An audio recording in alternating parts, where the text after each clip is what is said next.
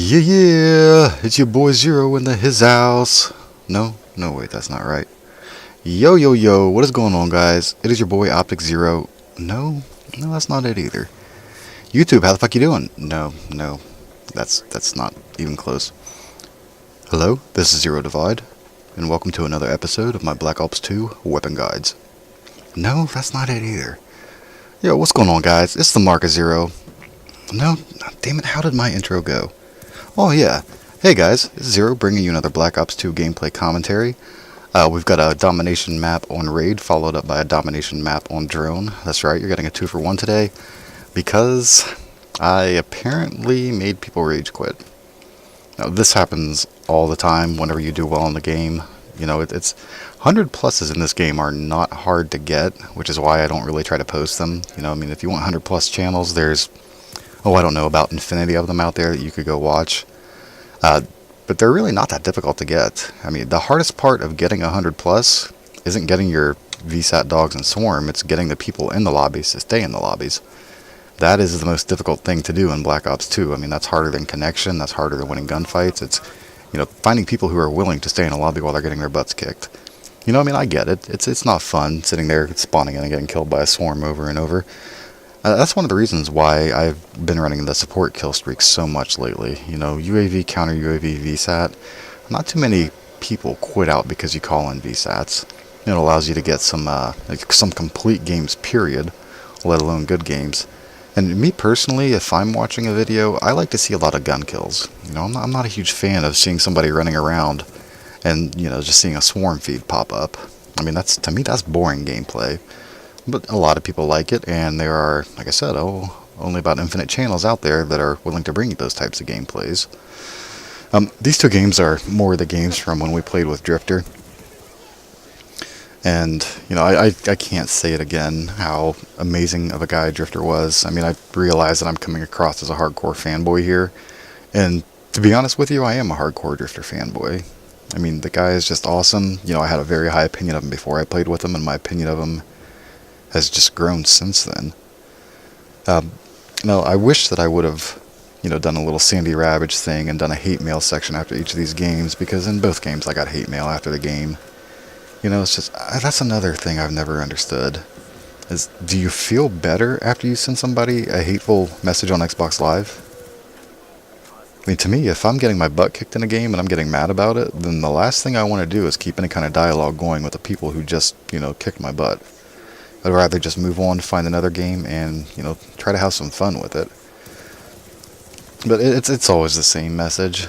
It's always, you know, aimbotting or cheating somehow. You know, I've got a modded controller. Well, I guess technically I do. I use a scuff controller. I mean, if you want to get down to it, technically that is a modded controller, so, and I guess they've got a point there. But, you know, the aimbotting and the wall hacking accusations, it's like, really, guys? I mean, we're not on PC. It would be extremely difficult to get an aimbot or a wall hack onto Xbox. You know, and it's just, I just don't get it. I honestly don't. You know, I've sent messages to people after games before, but they generally said, hey man, you know, good job, I couldn't do anything against you, you really put it on me. And there's nothing wrong with admitting that somebody is better than you when you come across them. I mean, you're not the best Call of Duty player in the world. I don't care who you are, unless your name is Optic Scumpy, who is probably the best Call of Duty player in the world right now. You know, somebody's always better than you. Always. And the moment that you start thinking that you're better than everyone else is the moment that you stop analyzing your own gameplay, trying to figure out what you did wrong, trying to figure out what you could do better, and then you just become stagnant and you never get any better. And the reason that you don't get any better is because everybody else is cheating or hacking or, you know, insert excuse here, and the cycle just feeds on itself. You know, nobody has ever gotten better by, you know, complacency. You have to constantly be trying new things. You have to constantly work on your skills. You have to constantly work on your map awareness. You have to work on choosing the right engagements. I mean, obviously you have to work on your gun skill. You have to work on your communication if you're playing with a team. I mean, there's always something you can work on. And I didn't, you know, put the whole 20 seconds of enemies forfeiting in there. I didn't really see any point in, you know, waiting around 20 seconds of nothing, of just waiting for the game to end. So we just went right into the second one here. I just, you know, I guess I don't really have anything else to say about, the accusations of hacking and cheating and all that stuff. Really the only thing you can do is take it as a compliment. This guy didn't think that you could do as well as you did without some kind of artificial help. So just take it as a compliment and move on if it happens to you. So I haven't talked about the Xbox One reveal, or well, whatever you could call it. I don't really consider it a reveal because it showed a few cutscenes from a few games. I was really excited about it until the reveal, and now I'm not so sure about it. It doesn't have a TV tuner in it, which is what, I originally heard about it. So you're still going to need your cable box. You're going to have to hook your cable box into your Xbox and your Xbox into your TV.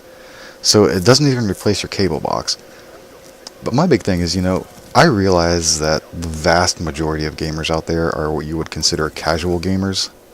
The mobile game market is taking over gaming. I mean, you can reach a much wider audience by making your games, mobile games like smartphone games than you can by making console games. So there's going to be more money into it. So it seems like everything is kind of moving towards that.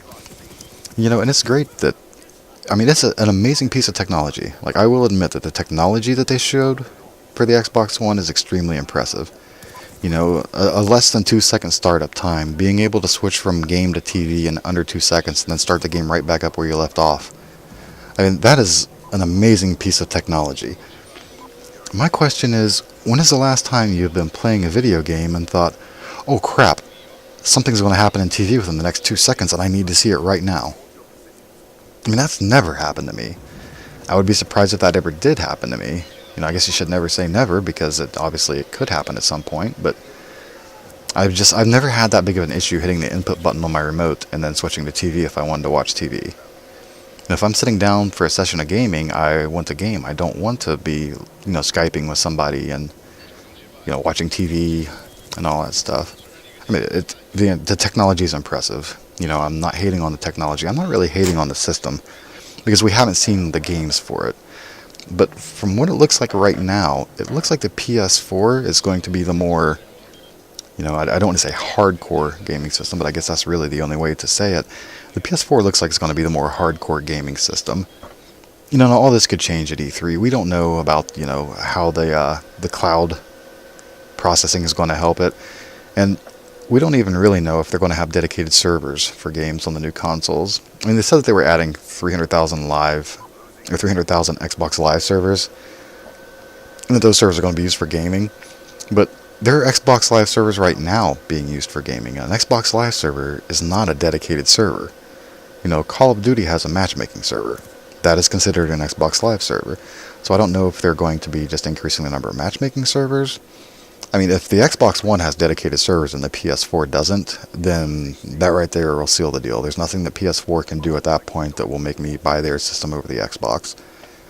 So if any game developers or any system developers are listening to this commentary by some act of God, give your console dedicated servers and you will get my money.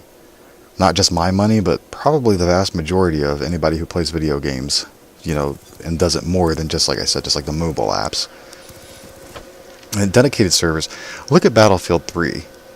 I loved Battlefield 3, and this isn't going to turn into a COD versus Battlefield rant, because both games have merit. They're different games with different play styles. But I loved Battlefield 3. And one of the reasons that I loved Battlefield 3 so much was that I had a consistent experience when I played Battlefield 3. I could join a server that I saw that I would have a good connection to, and I would have a good connection. I didn't have to worry about killing somebody and then them deciding, you know what, I don't want to play this game anymore, and then it has to try to find the new host. There are no hosts. The server is the host. And that's just, it's 2013. There is no reason other than corporate greed to not have dedicated servers in your game. You want to give your player base the best possible gaming experience. And a part of this, honestly, is our fault. We haven't demanded dedicated servers. We haven't voted with our wallets. So, obviously they're not going to just be like, oh, hey, we're making all this money. Let's, give some of it away. That's not the way to run a successful business. There's not a publisher out there that isn't in this industry to make money. Now they can talk about their love of games and their press releases and this and that, but their sole purpose is to make money. Their means of making money is making video games that people would want to play. And so far we've shown them that we're willing to accept peer-to-peer server architecture. And like I said, if we were in, if everybody lived in Kansas City and had Google Fiber, that would be no problem whatsoever. But not everybody lives in Kansas City. Not everybody even has fiber optic cable available. I live in West Virginia, pretty much the Stone Age of the United States. And how did I not see that guy down there? I mean, he must have had Ghost Super Pro on or something, because he just looked like a rock or something. I don't know how I didn't see him.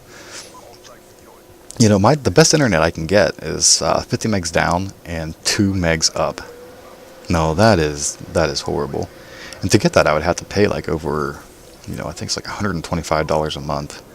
And for, that wouldn't improve my gameplay that much, because my issue isn't my download and upload right now. My issue is my ping to other areas.